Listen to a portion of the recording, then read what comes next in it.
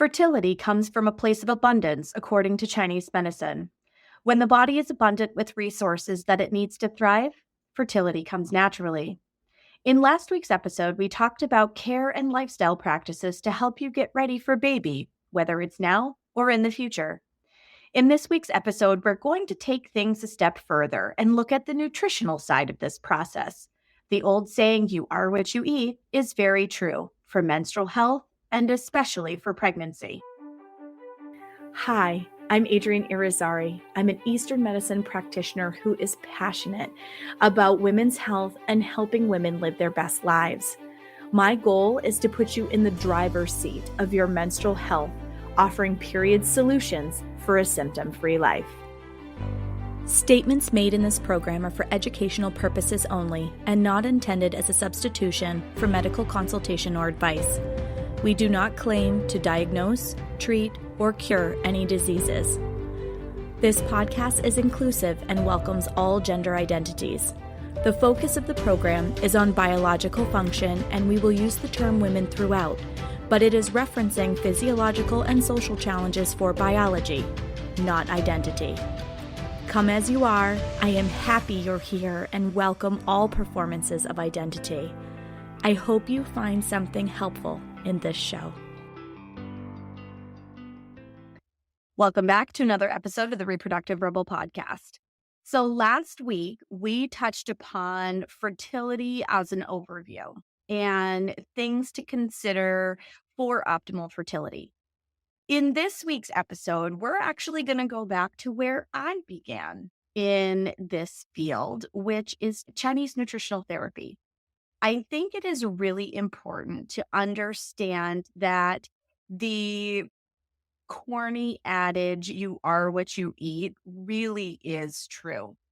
In Chinese medicine or East Asian medicine, whatever you would like to call it, the approach is food is medicine. And so what we do when we look at food as medicine is understand that the human body is kind of like a plant and the practitioner is a gardener. And when you have a plant that isn't flourishing, what do? Do you walk over and shit talk the plant? No, you don't. I don't know a single person that walks up to their plant and goes, "What is wrong with you? I don't understand why you're not doing what you're supposed to be doing. You're supposed to be greener. You're supposed to be taller. You're supposed to flower right now. What is wrong with you?" Right? If you're listening to this right now, you're probably laughing and thinking, that is the most ridiculous sounding thing I've ever heard. But if we think about that same context, these are a lot of the things that we tell ourselves in our own head when our period comes and the pregnancy test is negative. And it has nothing to do with you, and it is not a failure. It means that the fertile land that is your body is looking for certain things that it doesn't have enough of because it didn't result in a pregnancy.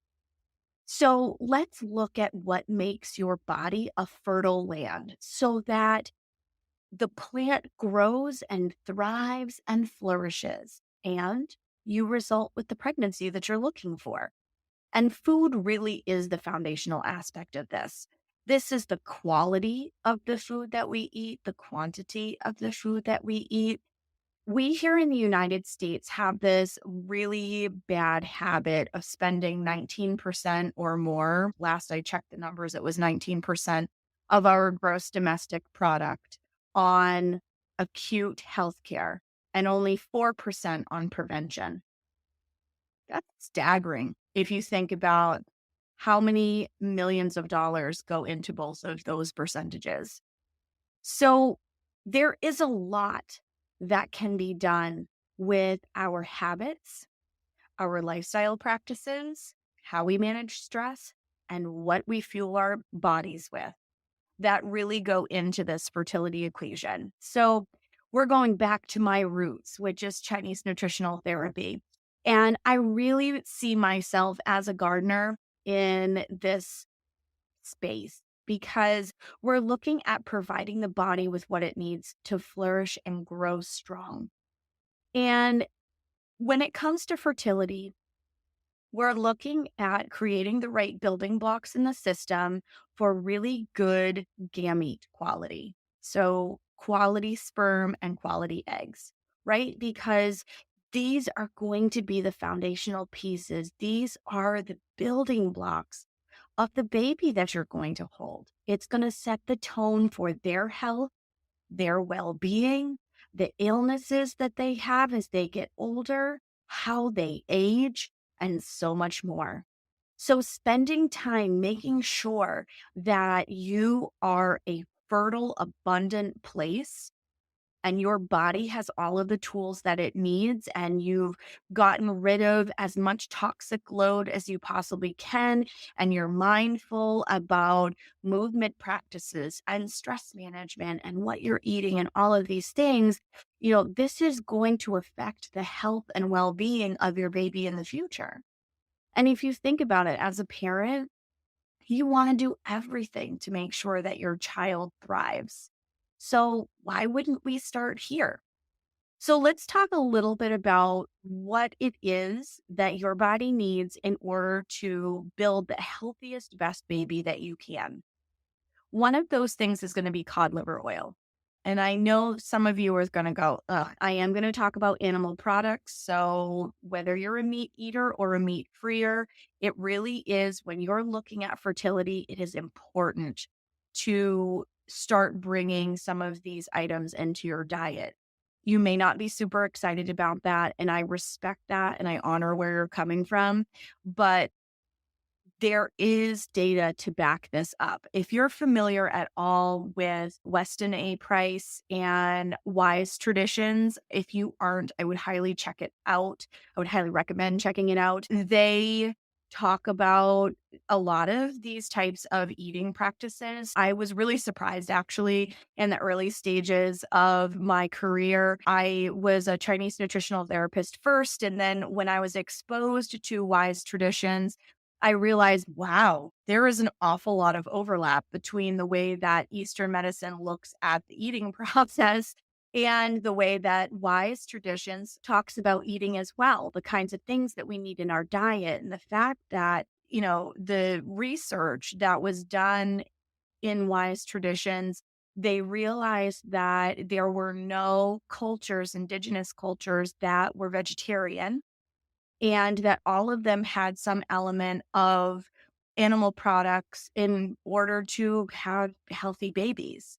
And so, what started as a study about teeth and teeth quality very quickly ended up having an awful lot of connection with the fertility process. So, cod liver oil is one of those things that helps to improve the quality of eggs and sperm. It's something that if you look back 50 years or so at how we used to eat, even here in the West, it was, cod liver oil and cooking with tallow and having organ meats. I remember my mother talking about the fact that liver and onions was a thing. I want to say she said it was like Sunday nights or something like that. And she used to dread it because it was not her favorite thing to eat. And she didn't really cook it and make it in for my generation, right? My brother and I didn't have to eat it. I didn't really have liver until I was much older. And I think that it had something to do with my health. I really do. And this is not saying anything negative about my mother's choices because, she did what she knew, but I think that the older generations were really onto something because making sure you didn't leave the house with your hair wet was very much a thing. I remember my grandmother yelling at me about that. Don't go out to the bus with your hair still wet. This is something I tell my clients in terms of period care now, but it's a practice that a lot of us have lost because our parents haven't shared that with us and it was something that they didn't care for. So they didn't have us do it, or we just weren't exposed to it at all. But, if you look at things and how they've changed generationally, we've lost the practice of cod liver oil on a regular basis, organ meats on a regular basis. cooking with lard or beef tallow. Those are practices that enhanced our fertility.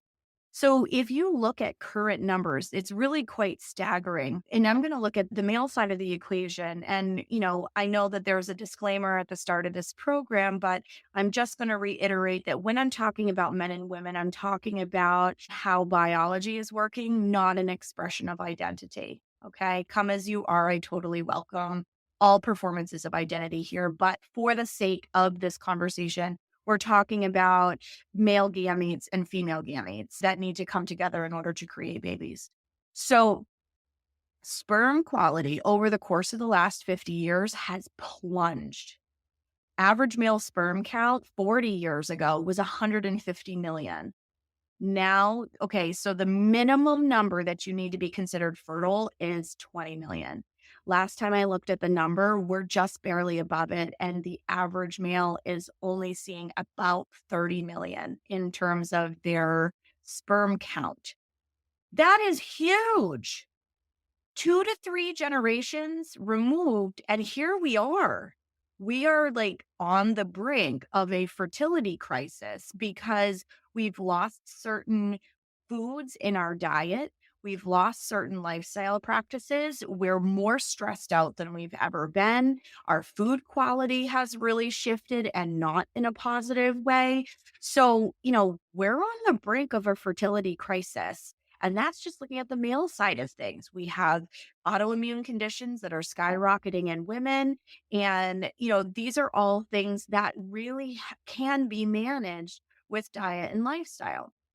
So we need to bring back organ meats. Now, I know that's a really hard one for some people. I know it is a hard one for me.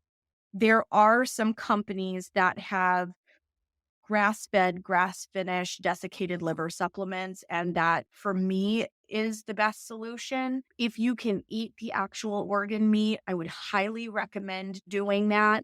Having 3 ounces of an organ meat once a week makes a night and day difference in terms of your fertility and your bleed, how you feel coming out of your bleed, brain fog, and so much more. So we want to look at some of these older practices, the cod liver oil, the organ meats. Dark leafy greens is a big one. Dark leafy greens move stagnant liver qi.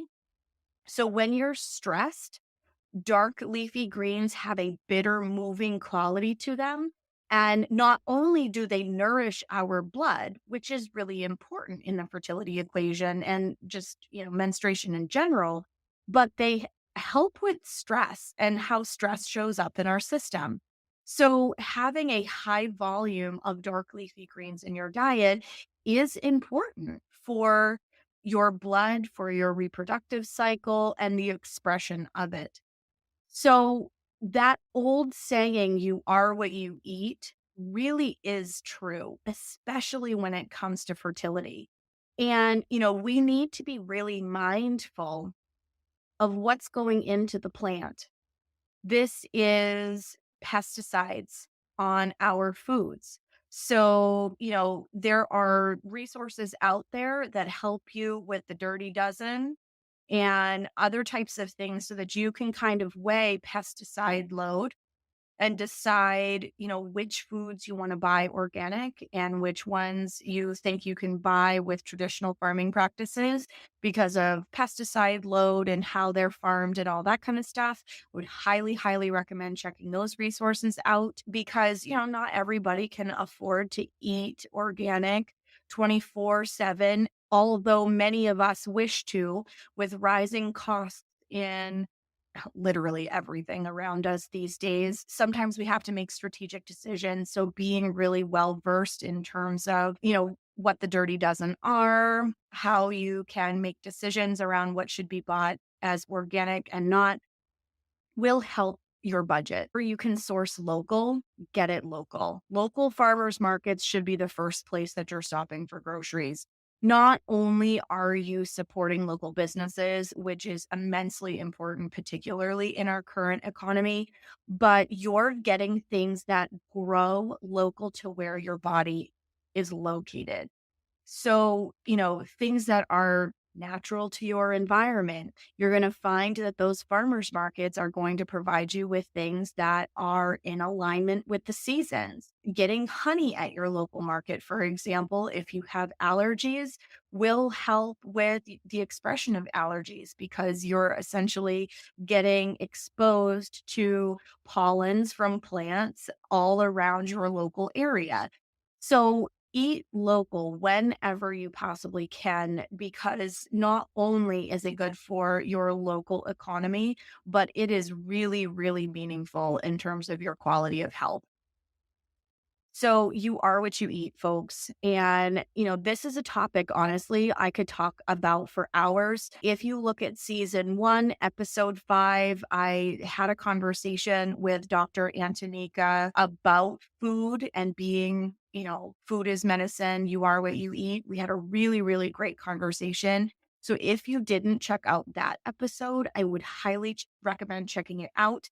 There's a lot of really good information in it that would pertain to your fertility journey because quality is a big factor.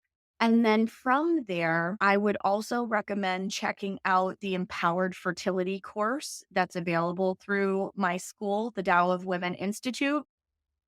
It is going to give both the his and hers side of the equation meaningful amounts of information of what can be done for diet and lifestyle and, changes and chemicals that you're exposed to and all of those kinds of things. Cause like even your shampoos and your beauty products and things like that have chemicals in it that are disruptive to your fertility. So, 64% of what you put on your skin ends up in your body. So, why wouldn't you make sure that what you're using on your body is equally as clean as what goes into your body? I use companies like Primal Life Organics and Amy Rauch Beauty and things like that because they are very mindful about what it is that they are putting in their products. And I know that there are other companies that do that as well. This is not, an affiliate thing or endorsing those companies. These are just products that I personally use. There are a lot of companies that are starting to turn a very watchful and mindful eye towards what they are putting in their products. But just be aware, folks, what's going on your skin, what you're using for shampoo, all of those kinds of things feed your system. And you have a choice to make whether it's going to be positive or negative. And sometimes just because these things aren't highlighted, we don't think about, oh, well, chemicals in my shampoo might be a problem in my fertility equation. I would have never put those two things together. So that's why I'm raising awareness around this. But if you were looking for a deeper dive in this particular area to really see like, what kinds of things do I need to be mindful of? What kinds of things does my partner need to be mindful of? Check out Empowered Fertility. There's a series of classes, honestly, that will serve you very, very well in terms of your fertility journey. You start with body basics, you learn the phases of your cycle, what's going on in each of those phases. Not Your Mama's Menstrual course is the next step in that journey. That's going to talk about how your body moves through the entire month and, what's happening energetically in each of these phases, what you should be eating, what kinds of lifestyle choices you should be looking at in each of these phases. And those are really important. Because then when you start looking at empowered fertility, you're like, yeah, I know what this period thing should look like. I know what my period ought to do, what it's not doing right now, and what I can do about it. And then now we're going to lay empowered fertility over the top of it and look very specifically at the fertility journey. Because fertility sounds easy and it should be easy. But because we have so many endocrine disruptors in our world, the quality of our food because of farming practices are deteriorating. Like we really do have to learn how to be fertile bodies now, which is sad. And that's a soapbox I could stand on another day, and maybe I will. But it's critically important to learn how to feed your body because Health is wealth, man. And if you know how to take care of yourself and you know what kinds of warning signs your body is giving you that things aren't working in an optimal way, you can make proactive choices about changing things so that you don't have an increase in those symptoms. So, in order for your body to be a fertile landscape, what you feed it is literally the first step in your journey. So take a look at Empowered Fertility and the other course offerings that are available in the Tao of Women Institute. They are an incredible way to get started with the how to and learning more in-depth information that you can put to work today. If you're interested in a personalized journey, feel free to reach out to me. I would love to work with you one-on-one. The fertility journey is near and dear to my heart. The fertility journey is literally why Moon Essence was started and why I'm here doing this work. It is so important to me to help people achieve their goals of a healthy baby in their arms, and it would be my pleasure to care for you. So be sure to check out the links in the show notes if you're looking for additional information about how you can feed your fertility. And join us next week as we take a look at the energetic side of fertility. Thank you for joining me for another episode of Reproductive Rebel.